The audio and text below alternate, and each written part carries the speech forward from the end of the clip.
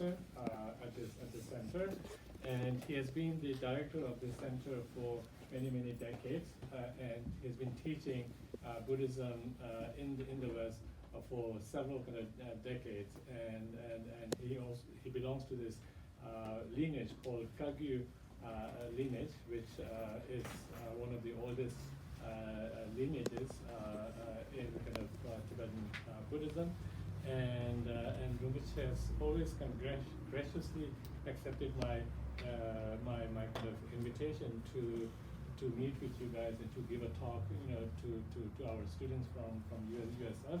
So I particularly want to thank Rinpoche for always kind of making his time to welcome students from USF. And then if you guys have so Rinpoche will give a talk about his own kind of spiritual life as well as about the center, and tie them with Buddhism, and then there will be like a question and answer session, and you guys are more than welcome to ask any kind of questions that you have, and I feel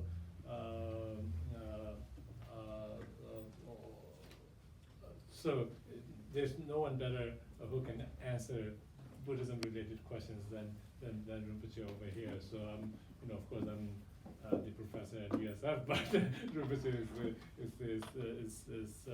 is a person who has like extremely broad and vast knowledge of Buddhism. So I'm incredibly grateful, for his time and for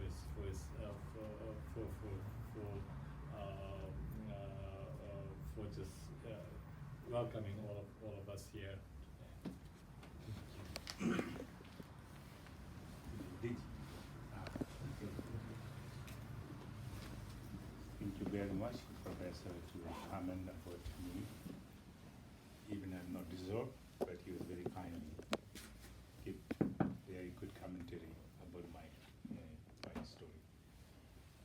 So you are from San Francisco University. Of course, you study from early up until now. You have lots of knowledge in general, but different culture have different knowledge, and all this knowledge is useful. Each culture have one knowledge. We Tibet have, beside Buddhist, naturally we have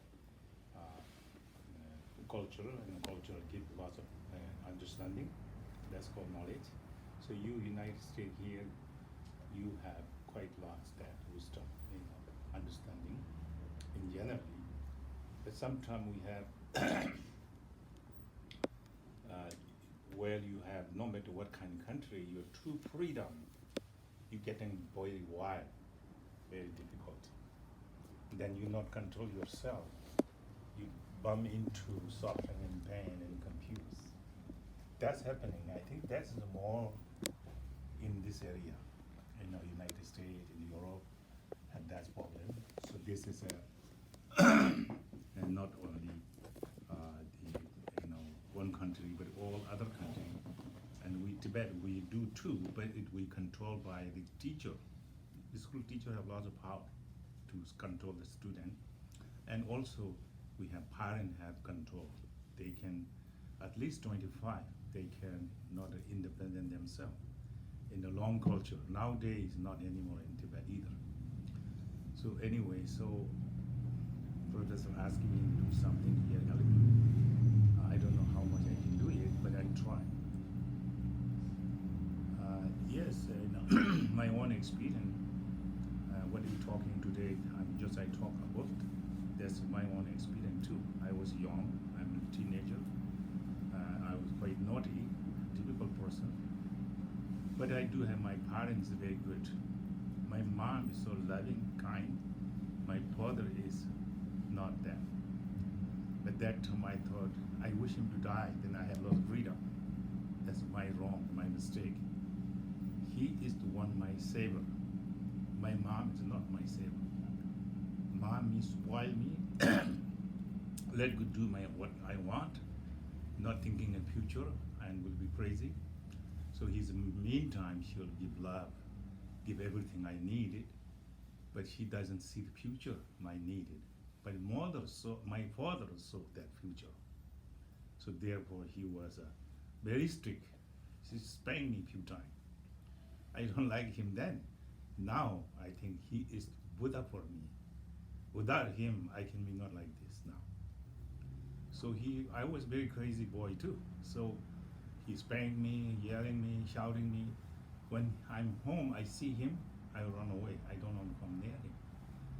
But I think he has great compassion, great care me. He know he will die, I live. He want to train me to how to live this world. That's what we're focusing. Not he expecting get anything from me, but he want to help me to live this world gently, peacefully, harmoniously. That's what's teaching. So I was so naughty, he disappointed. Then sometimes he get upset, anger, and then sometimes he spank me. But I'm too naughty, it's not helpful. But now, through his blessing, his kindness, I'm in the world, live as human being, good human being, So this kindness, my father's. But I can see mother giving me candy, chocolate, yogurt, everything. But tomorrow I have to eat again. That doesn't help me next future. So mother have limited compassion, my father have limitless compassion. That is difference. So that's why I grow. And in my country there's no education to go to school to do something, study. Only the monastery give some discipline and give teachings. So education way we are poor that time, So anyway, they put in me monastery. I was a study in monastery from 8. Then, of course, in the monastery they have discipline and teaching you more deep in Buddhist, and I did my best, but I'm not intelligent person and diligent person, so I don't have too much. But being there alone, I see things, I hear things that print in my mind, some kind of hobby. I can keep up that memory to share with others through my monastery, give that. And so I have now, like you, I have 22 orphans. I have a school there. From my people here, my friend kindly give me donation. 22 orphans I'm educating. And there's the orphan, there's no parents, walk around in the street. And I remembering when I go see that, my time, that was the problem too. So right now still continuing going on that place. So I collect orphans, parentless children together. 22 of them. I put under my monastery. I'm giving food, clothes, and sending the St. Joseph School. Many people say, why are you not putting the monastery in this? Monastery, they can decide the future. That is called spiritual. But they need to know how to live this world first. Educated situation in the world. So I find St. Joseph School is very good school, and they training very well.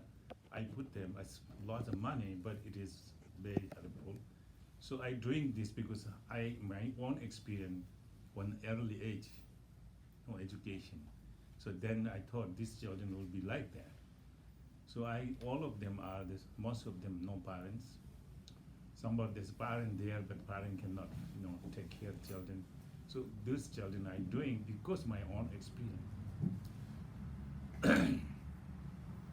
So then I become more serious in Buddhist. I learned from 8. Then from 8 to 16, 17, I am more learning ritual, memorize texts. Ritual like, different implement to play during the ceremony, and also dancing and mandala drawing. So all these things teaching in the monastery until 16, 17. Then I go to cave, retreat little bit, practice. I don't know, this will be impress you, but I did do some time, practice a little bit that way. Then later I go to Bhutan to more educations, because that time India was the poorly Buddhist education there, no school, not monastery settled down because it's just invasion from China. Everybody come out, everybody have difficult their life. So they send me to Bhutan to have all the country well state the Bhajarana practice, and I studied there. And I educated and graduated 3 retreat in Bhutan. And I learned more about Buddhist more thoroughly in Bhutan. And then I come back to Bhutan. After that, I was in Cape again a little bit. And then they asked me to come to teach in the monastery. I teach for 7 years in the monastery. And this is what I did my lifetime. Then after I come here, first I came to 74, I came to the Europe. I stayed in all the Europe for a few years. I traveled to all over. Then they sent in the United States, 76, Thanksgiving. The day before Thanksgiving night, I arrived here. And since then, I'm here. So I'm learning English, learning the culture, learning people how they live. And after all, I learn a little bit, being so long. So now I'm sharing my knowledge that what brings you peace. And of course, Buddha's talking about Buddha's path, there's so much to talk about. But really, all the beings need to happy. None of beings like suffering. All of we are here. We all want to be happy. No one likes to be unhappy. And none of us want to suffer in pain. See, that's the equal. Even small insect, they don't want to disturb them, harm them. They want to find place, pleasant and a place, nice place. So, but problem is here, we want to be happy. We never cause to happiness. We don't want to suffer. Constantly do we cause of suffering. That's the problem here. Whether you Buddhist or not Buddhist. So what we do something, good things, good for us. We do something bad things, that's not good. That's not good for us. Maybe we're doing bad to other, but that's not mean we're doing bad to other. We're doing bad to ourselves. The result come to us get worse than what we did, what we do. So therefore, it's important to bring peace mind is, you know, what the source of the happiness, peace. That's important. What the source and cause of the happiness is the good action, good heart, good word, good actions. That's the cause of happiness, cause of the peacefulness. Everyone we can do that, but we have more habit to do bad things. Beginning with thinking bad, and say that's bad, and something do bad too. But sometimes we acting nice, saying nice, motivation not nice, all expecting something gain from them. So therefore they are peace and gentle, but never come from heart, love to care other being, compassion to care about the being. Come up this attitude, say something good, say something to good things action. So that's just very hard, So that makes we have little happiness, maybe not last long. Because when we do something good, our motivation is completely not perfect there. Our motivation is, I'm doing good, it's just people can see I'm a good person. People think I'm the kind of holy person, I do good things. So that kind of attitude mixed with that you do things, the good as a result good, but not last long. So in order to bring the peace for us is need to be good action, good word, good thought. Our speech, mind, body is basically tool to bring you sorrowful or bring you to happiness. So mindful to your speech, mind, body, especially mindful to your mind, what you thinking while you saying, what are you doing, what you doing that, and what your mind thinking. That is very important key. Up to all, mind is very, very important to aware of what you're thinking, what you're saying. While you're saying, that's what the state of your mind. the true love, true compassion, or fake love, fake compassion, or you have evil thought there, you know. So you can acknowledge yourself that, fix it and correct that, then performing speech, body to action that go to happiness. That happiness limitlessly, because with attitude. So that is a not necessarily Buddhist or non-Buddhist. You know, Buddhist people want to be happy, non-Buddhists want to be happy too. And Buddhist people not to suffer, non-Buddhists also not to suffer.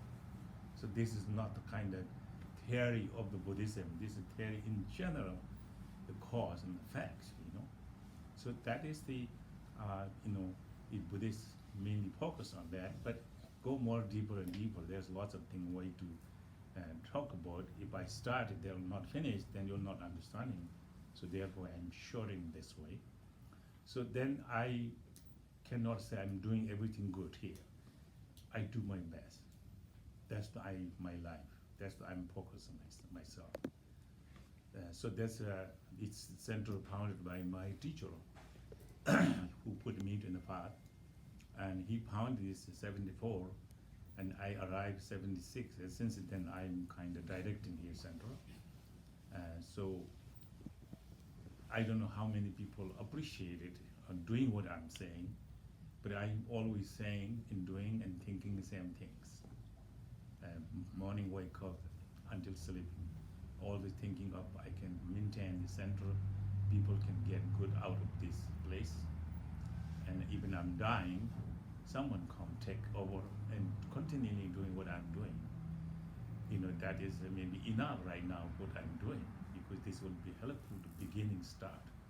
And time go by will be more great teacher come and great understanding people come around to go deeper. So this is the center, the Buddhist center, as you know, the professor is saying, so this Buddhist, and we are practicing morning 6 to 7 and evening 8 to 9. We practicing chanting, mantra recitation, and silent meditation. Mentally we visualization. So we do those things, but I don't know if this makes sense to you, but what we're doing, I'm telling you this. The evening will also 8 to 9 will do also. And we are live here, people are walk, go to walk, come back, live here, but we have cheap rent here. You know, you can stay cheaper, but then I let them to stay here, but they have to come to puja. They cannot drink and alcohol, and not drink smoke, not do anything that's not good, cannot allow here. And then they commit themselves to do that while they are here, and I say, okay, we'll have room. So we have room. Most time we empty room because no one can commit there, you see. Few people commit, sometime they have no place to live. They committed, then up to all middle of the month they will start or their own hobby, then we have to kick them out. That will problem there too. But I have to keep this pure and clean sanctuary to the other, cannot let them mess up. If somebody mess up, I'll ask them to leave. And we have lots of problems. Sometimes we have to go legal too. Anyway, that's why we maintain the center here. And we do have 3-year program in the retreat land from here. In Mendocino, we have 160-acre land. We have the retreat for nun and monks, compounds, separate compound, and they used to we have program there for 3 year, 3 months, lived there, just practicing. So women one side, men one side. So I graduated 3 of them 3 times there. So continually maybe this year, at the end of this year, maybe putting more. So we'll not know still how many people qualifying that. So that's the other place we're doing that, you know. So those are the, you have to be exposed and understanding everything and training for a long time before you go to DT. But here is people, anyone can come, join puja morning, evening, okay, long, and then we have teaching here, and then this one gentleman here, he's Bill Boyd, we call Lama Jumba. He graduated today and he teach here sometime giving. Another teacher, my own student, Lama Chuing, Richard, I think Professor Richard, he's also teaching here. I think his schedule is next coming. So there is Western teacher we train to become teachers, so they teach too. So they convey better than I do because they speak language very well. And my problem is I want to say something, sometimes I cannot convey with my language, English, you know. It's not my native language, and sometimes difficult. I'm not like professor beginning from kindergarten to until professor he become. I'm not going to any kindergarten. I just pick up from here and there my English, so therefore not educated English. I pick up from. So Western teacher do very good job here also. Okay. And so what else now?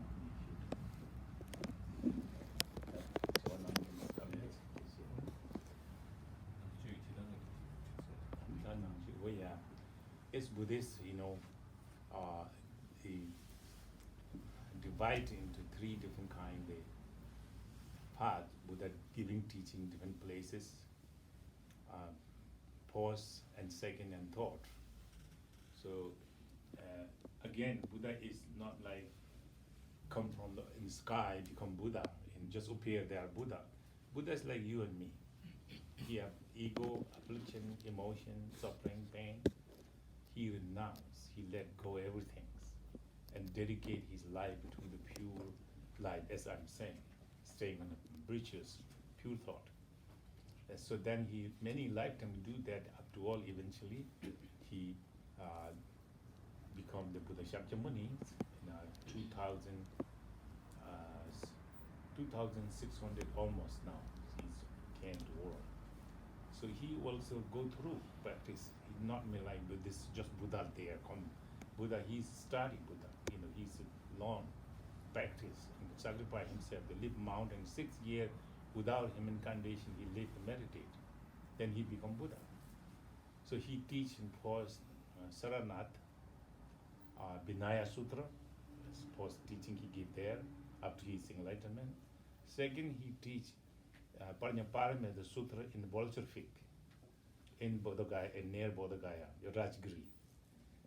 Then next, third one, he teaches unknown place, most of them, but I think some place, Nyeyu we call, I don't know how to say English, but Nyeyu is one near Rajgiri and Bodh Gaya there.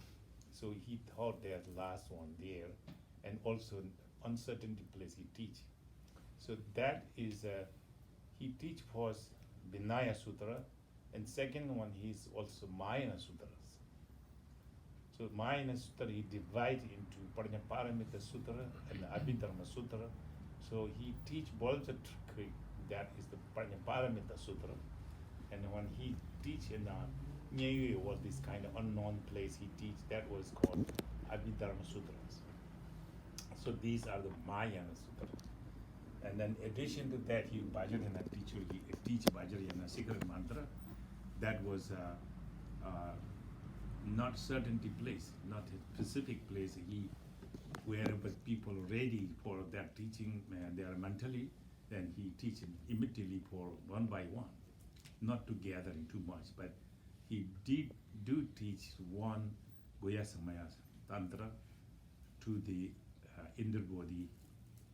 He give the inner body one teaching that. And that also I don't think he teach group, he teach direct to kings. And then he teach Kala Chakra Tantra, that's in the group, human and non-human, God, Nagas, Yakshas, all different gathered to, he teach Kala Chakra Tantra, this is the high Tantra, so he teaches Tantra teaching as well. So this also the remedy of the, normally we have in the ignorance, desire, anger is a basic our mind destructive, cover mind, unclear, and now become dark because of this poison, anger, and the stupidity, and then desire. So first he teaching was, Vinaya Sutra, he teach remedy for the anger and desire. And second teaching, Paramahansa Sutra, he teach a remedy for the anger. And the last teaching he teach, Abhidharma Sutra, was the antidote remedy for our ignorance. So these three poison he teach different teachings at different time. So that is the reason he make different teach at different time, different way this teaching. So the one he teach the Vajrayana, Tantrayana teaching, he teach the remedy for three poison same time, not need to separate it. Anger, desire, and stupidity. When you practice Vajrayana, remove the same time. If you put effort, diligent, and competent, and you put all effort, you can able to remove that you can get enlightened within lifetime. So the other teaching, Hinayana, can even they not achieving full enlightenment. Mahayana achieve enlightenment through numberless eons. It's a long time to get enlightenment. So Vajrayana Vajrayana teaching is so direct and very effective, and so this teaching can be remove the three poison same time. But again, you have to qualify. You have to ready.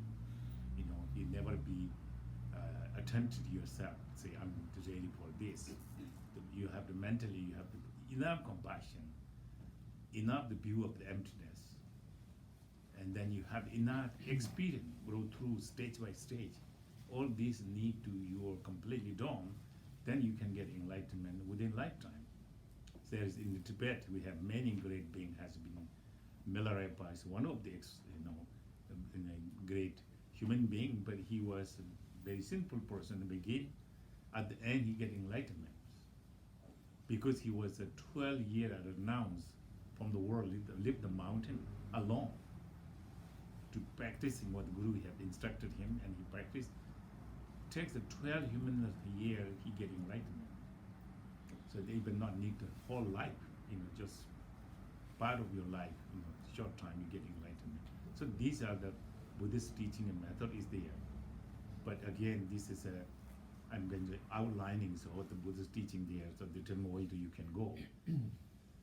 Hinayana is more like the teaching go to the Thailand, Burma, Cambodia area. Buddha teaching there most they still live performing this teaching. The Mayan teaching most likely in China, very much live still. And then Japan have some part. The Vajrayana teaching doesn't travel that far.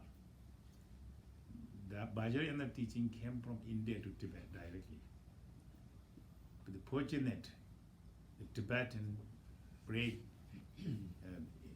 sacrifice to receive this teaching. They came from Tibet to India. There are no transportation, you have to walk. Tibet is very cold, India is very hot, so lots of kind of sickness there, So they come through, sacrifice their life to receive their teaching. They're staying their whole life almost. Some of them 50 years live there, some of them 18 years live there. Learning language, learning the philosophy, learning how to practice and put into practice. So up to realize, then teacher recognize, you go to Tibet, teach now, you qualify. So that's why the Vajrayana teaching came to Tibet. Teaching Vajrayana is only travel from India to Tibet, no other place. So now all over the world and beginning to, going to lots of people practicing. So that is a kind in generally Buddhist, but basically this we need to be very important, have love and compassion. Very important. Love, not compassion. Love, not like I love my loved one. I love my mother, my sister. That's love too, but that's not talking about here, this love. This love have to go pervaded. Non-sectarians. You're a loved one, of course. Indifferent one, yes. Even your enemy included, especially if enemy is very important to practice of Buddhism, Mahayana. So this is the basically very important to train you. Lots of kind of book, lots of teachers giving different way to teach. That is the mainly you have to stay on that a long time to make sure your mind to completely familiarize, completely memory comes easily. Until then you have to be train your life, compassion, your mind, and of course then also you have to view of emptiness, again. So again, with Buddhist normally says that everything's empty, not inherent existence. because all the phenomena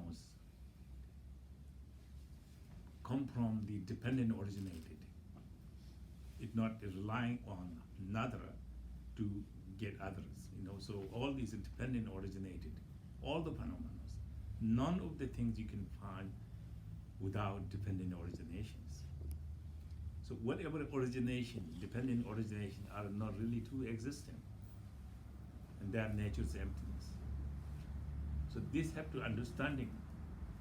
You have understanding the emptiness. That's what help your compassion to expanding, loving kindness to go deeper. And then also you can do lots of good things easily in this difficult world, especially right now. Lots of anger, lots of confusion, lots of problem going on. If you have good view of emptiness, you can live this difficult time. Lots of good thing you can do out of this, But you don't understand emptiness, then this makes suffer, confuse yourself.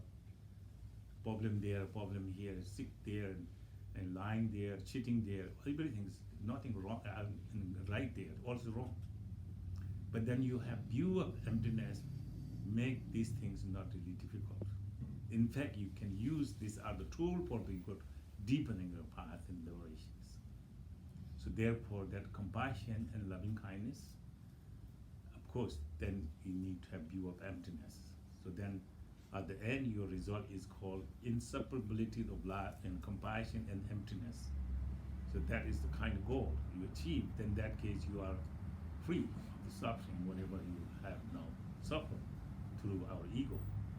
But mainly we talk about lots of ego. Ego is the problem, Ego is the most enemy.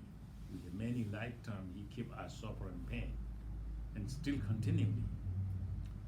So there is no enemy in the world other than our own ego. Our own ego can keep you suffer a long time. Anything in the world you develop enemy now, this time, last time, is you have enemy. This enemy can nothing do too much for you. This enemy can do, last can do is they can kill you. But many things that the people kill, that's very dangerous, very scary. But one way they'll kill, if you are a good person, doing good things, if somebody kill you, that means you taking fresh, new life, happy life. Next, he will not kill your goodness, good deed, good quality, your realizations. And you have bad karma, then also he cannot kill that bad karma. Bad karma, good karma go with you. What kill is your physical body kill, mind is continuing, carrying on the karma. So that an enemy cannot do anyway. Sooner or later, no one need to kill, we die anyway. So little early dying, but if you have good life, you live with good, welcome. He may, such like my age, old age and suffering, pain, loss, and then somebody killed, maybe he give favor to me because I don't want to stay in this life, it's miserable. Maybe I have beautiful next young life, enjoy my goodness there. So that way, enemy can do not worse than our egos. Our ego keeping us always anger, jealous, greed, proud, hope, and doubt, then just going around finding things and afraid to losing things. So all this our ego made this, So more ego is bigger and more suffering. I can see that people have lots of ego, they have lots of problems, lots of suffering. Less ego have less problem, less problem, less difficulty. But ego is the key point to produce all the affliction emotions. That affliction emotion creating all the action is speech, mind, body. And that forming all karma result to come to me, or good or bad. So ego is the important to Buddhists emphasize always. All the remedy, Buddhist practice, it's a remedy for ego to destroy, to subside. So that is the Buddhist point, So Buddhist, that's why Buddhist practice, what my own experience, what I like, and what my teacher taught me. So that is the we think that mainly our ego is the big problem creating us, now and continuing. When you remove the ego, that's called enlightenment. You have no ego, you enlightenment, you know. So your mind pure, completely natural view mind is Buddha from beginning. Ego confuse and cover that you're not able to shine your Buddha. And then you remove the ego, your actual nature Buddha is there always. That's there. Then you're Buddha. There is no need to be worried about anything other than constantly benefit sentient being with love and compassion. And that also not need to effort, effortlessly. So that's called enlightenment. That's nice. That's how Guess now we'll open it up for question and answer. So if you guys have any questions, please do raise questions. So it could be about the the talk that Rinpoche gave, or it could be about anything related to Buddhism. I think I see like several hands. Yeah, so I think first I'll go with you. How do you describe the significance of the mandala symbol in like Buddhist tradition and Buddhist religion culture?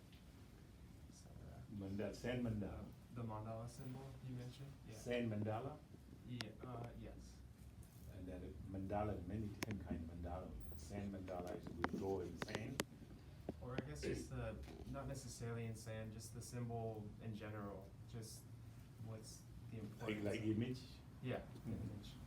Well, the image are the these Buddha's